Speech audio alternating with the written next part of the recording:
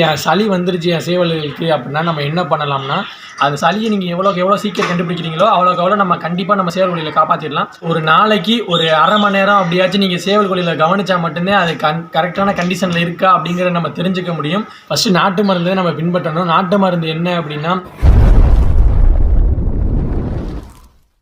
Hi நண்பர்களே, உங்களை அன்புடன் வரவேற்பது சேவல் மரபு கலை. நண்பர்களே, இப்போ மழை சீசன் ஆரம்பிச்சிருச்சு. மழை சீசனுக்கு அப்புறம் பனி இந்த மாதிரியான சீசன் வரப்போகுது.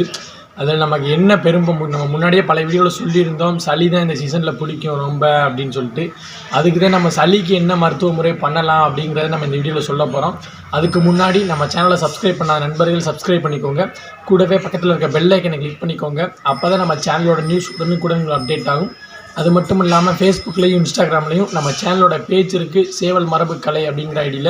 நீங்கள் ஏதாச்சும் நம்மள்ட்ட கேள்வி கேட்கணும் அப்படி இல்லை நம்மளை காண்டாக்ட் பண்ணணும் அப்படின்னா நீங்கள் அதில் பேசுங்க, கண்டிப்பாக நம்ம தெளிவுபடுத்துவோம். வாங்க வீடியோக்குள்ளே போவோம்.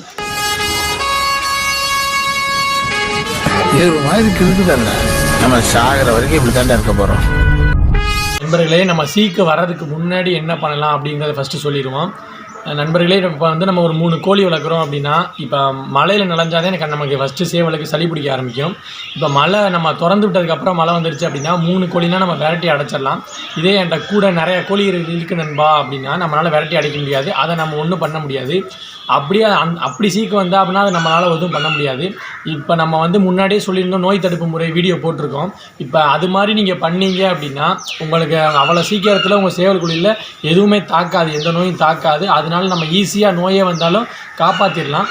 நண்பர்களே, இப்போ நோய் வந்ததுக்கான அறிகுறிகள் என்ன அப்படிங்கிறத பார்ப்போம். ஃபஸ்ட்டு இப்போ சேவல் நிற்கிது அப்படின்னா கண் பொங்க ஆரம்பிச்சிடும். கண் பொங்கி நீராக ஊற்றும்.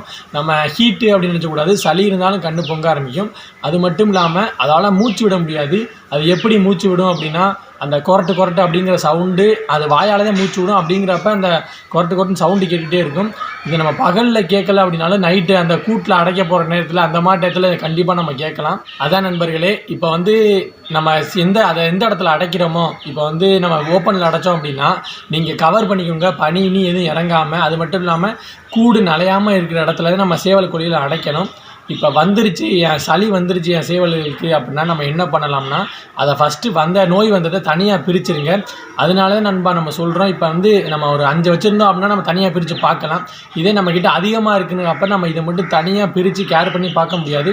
அதை நம்ம சொல்கிறோம், முன்னாடியே நீங்கள் நோய் தடுப்பு கொடுங்க அப்படிங்கிறத நம்ம சொல்கிறோம். அதோட நோய் எதிர்ப்பு சக்தி அதிகரிக்கிறக்காண்டி நம்ம அந்த மருந்தெல்லாம் கொடுக்க சொல்கிறோம். இப்போ வந்துருச்சு அப்படின்னா அதை நீங்கள் தனிமைப்படுத்திடுங்க. அதுக்கப்புறம் என்ன பண்ணணும் அப்படின்னா, ஃபஸ்ட்டு நாட்டு மருந்தை நம்ம பின்பற்றணும். நாட்டு மருந்து என்ன அப்படின்னா, தூதுவளை, துளசி, இந்த 2 பொடியை நீங்கள் மிக்ஸ் பண்ணிக்கோங்க. மிக்ஸ் பண்ணிவிட்டு தண்ணியை ஊற்றி நல்லா கலக்கி ஒரு சுண்டக்காய் சைஸில் எடுத்துக்கோங்க. அந்த உருண்டையை எடுத்து காலையில் 3 உருண்டை, மதியம் 3 உருண்டை, நைட்டு 3 உருண்டை, இந்த மாதிரி ஒரு 2 நாள் கொடுத்தோம் அப்படின்னா கண்டிப்பாக நமக்கு ஏதாச்சும் இம்ப்ரூவ்மெண்ட் தெரியும். இப்போ நம்ம வந்து கொடுத்தோன்னே மாறும் அப்படின்னு நம்ம நினைக்கக்கூடாது. எந்த மருந்துமே கொடுத்தோன்னே டக்குன்னு அதை மாற்ற முடியாது, எல்லாமே டைம் எடுத்துக்கிறோம். அப்படிங்கிறப்ப தமிழ் மருந்து நம்ம எதுக்கு சொல்கிறோம் அப்படின்னா, எந்த சைடு எஃபெக்ட் இருக்காது, பின்னாடி எந்த பாதிப்பும் வராது. அதனாலே நம்ம தமிழ் மருந்து சொல்கிறோம். இப்போ வந்து நம்ம எப்போ ஆங்கில மருந்து யூஸ் பண்ணலாம் அப்படின்னா, தமிழ் மருந்து நான் 1 வாரம் யூஸ் பண்ணிட்டேன் நண்பா, எனக்கு வந்து எந்த ஒரு இம்ப்ரூவ்மெண்ட்டுமே தெரில, இன்னும் டல் ஆகிட்டு இருக்கு சேவல் அப்படின்னா நம்ம ஆங்கில மருந்து போகலாம். ஆங்கில மருத்துவத்தை பொறுத்தளவு மாத்திரை என்ன இருக்குது அப்படின்னா, செப்ராண்டின்னு ஒரு மாத்திரை இருக்குது. ஆனால் அந்த மாத்திரை இப்போ கிடைக்கிறதில்ல, நம்ம ஊர் சைடு கிடைக்கிறதில்ல. வெளியில் உங்கள் ஊரில் கிடச்சிச்சு அப்படின்னா நீங்கள் அதை யூஸ் பண்ணுங்கள். அப்படி இல்லைன்னா அமாக்ஸ்லிங்கிற மாத்திரை எல்லாரும் நிறைய பேருக்கு தெரிஞ்சிருக்குன்னு நினைக்கிறேன். அந்த மாத்திரை நம்ம சளிக்கு போடணும். எப்போ போட்டு விடணும் அப்படின்னா, நைட்டு போடுங்க. எதனால நைட்டு போட சொல்கிறோம், காலையிலையும் போடலாம். நைட்டு போட்டோம் அப்படின்னா அந்த சேவலுக்கு எதுவும் தெரியாது, மாத்திரை போட்டாப்புல இருக்காது. ஏன்னா நைட்டெல்லாம் அது அடைஞ்சதே இருக்கும். சுடுதண்ணியில் மாத்திரை கொடுங்க அந்த சேவல்களுக்கு. போட்டு முடிச்சுட்டு நம்ம டானிக் என்ன இருக்குது அப்படின்னா, மெரிகுயின் அப்படிங்கிற டானிக்கு இந்த இருக்குது பாருங்கள்.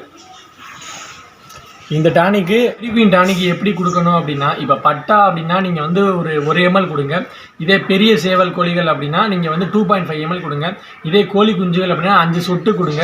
இது எப்படி கொடுக்கணும் அப்படின்னா, நம்ம மருந்து கொடுக்கும்போது எப்போவுமே பார்த்து கொடுக்கணும். எதனால சொல்கிறோம் அப்படின்னா, நாசியில் ஏறிடுச்சு அப்படின்னா நம்மளால் எதுவுமே பண்ண முடியாது. அதான் நண்பர்களே, இப்போ வந்து இன்ஜெக்ஷனும் இருக்குது. இன்ஜெக்ஷன் வந்து எப்போ அடிக்கணும் அப்படின்னா, ரொம்ப எப்போ கிரிட்டிக்கலான ஸ்டேஜ் நம்மளால் எதுவுமே பண்ண முடியல அப்படின்னா அந்த டைமில் தான் இன்ஜெக்ஷன் அடிக்கணும். இன்ஜெக்ஷன் என்ன அப்படின்னா, டெரிப்ளின், பெட்சோல், இது ரெண்டையும் நம்ம மிக்ஸ் பண்ணி ஒரு ml எடுத்து அந்த சேவல் கோழிகளுக்கு அடிக்கணும். நண்பர்களே, நம்ம மருத்துவ முறை வந்து நம்ம ஊசி எதுக்காண்டி சொன்னோம் அப்படின்னா எல்லாரும் தெரிஞ்சுக்கிறதுக்காண்டி தான் சொன்னோம். கண்டிப்பாக நம்ம சொல்கிற மருத்துவ முறை இந்த ஊசி அடிக்கிற அளவுக்குலாம் வராது. நம்ம ஸ்டார்டிங்கில் சொன்ன மருந்தை வச்சு நம்ம ஈஸியாக நம்ம சேவல் கோழிகளை காப்பாற்றிடலாம். நண்பர்களே, ஒரு நாளைக்கு ஒரு அரை மணி நேரம் அப்படியாச்சும் நீங்கள் சேவல் கோழிகளை கவனித்தா மட்டும்தான் அது கரெக்டான கண்டிஷனில் இருக்கா அப்படிங்கிறத நம்ம தெரிஞ்சுக்க முடியும். அந்த சளியை நீங்கள் எவ்வளோக்கு எவ்வளோ சீக்கிரம் கண்டுபிடிக்கிறீங்களோ அவ்வளோக்கு எவ்வளோ நம்ம கண்டிப்பாக நம்ம சேவல் கோழிகளை காப்பாற்றிடலாம்.